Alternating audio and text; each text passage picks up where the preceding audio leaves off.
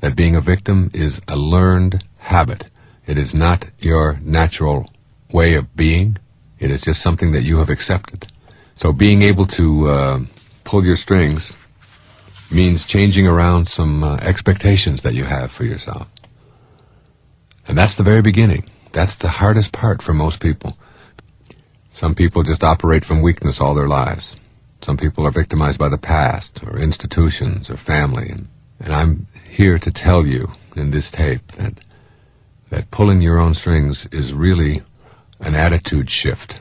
A shift away from having to be just like everybody else, having to fit in, having to do what you're told, having to listen to other people as the determiners of what your life is going to be, being intimidated by others, being bullied by others, being fearful of what might happen to you if you were to live your life the way you want to. I'm saying to you that you do not have to live that way.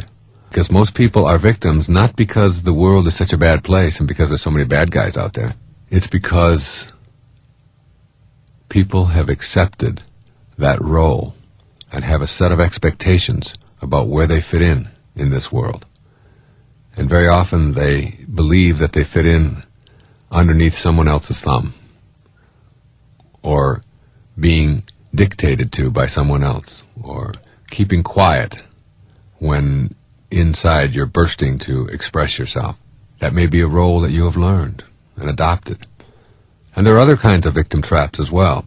You may be a very assertive, aggressive, outgoing person and still be victimized by a lot of the beliefs that you have. You may be victimizing yourself physiologically by abusing your body with addictive substances, or with the wrong kinds of foods, or not the proper exercise.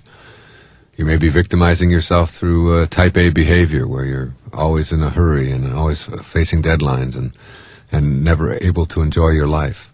That people wish always, as they get to the end of their life, that they'd spent more time with the people they love, that they had rearranged the priorities of their life so that they could live the kind of life that they want to.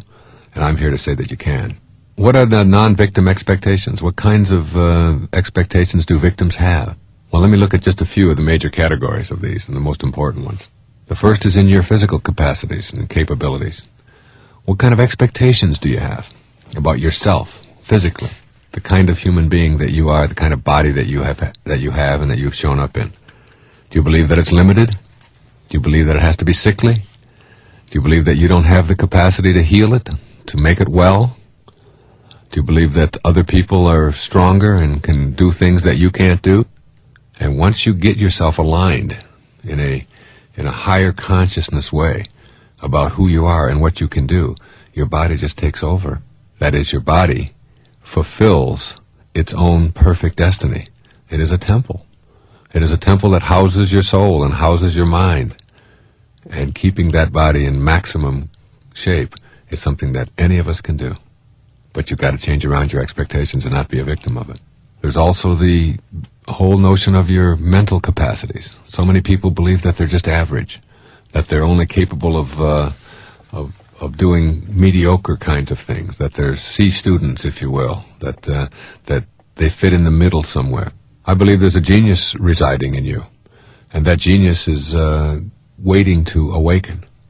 And the awakening process is really, once again, changing around your expectations, shifting your consciousness from a belief that you are average, or that you're mediocre, or that you can only accomplish a certain number of things, to shifting it to I am a creative genius. I am here on this planet for a reason. The whole universe is part of a perfection, a perfect system. There's an intelligence to the whole system. I believe the entire universe is part of a perfect intelligence that is making the whole thing work, invisible though it may be.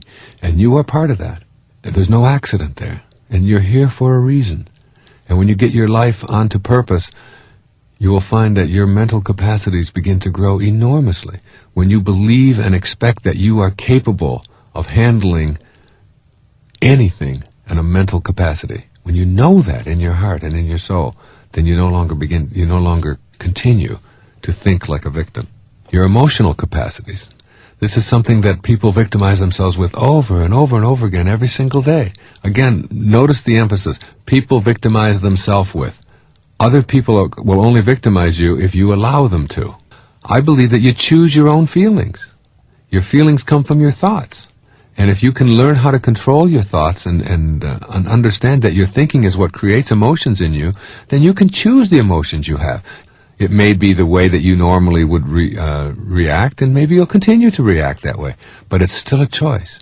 Your emotional reactions are choices. And when you know that, then you'll be able to catch yourself when you find yourself immobilized or out of control or being pushed around or victimized by your own emotional reactions.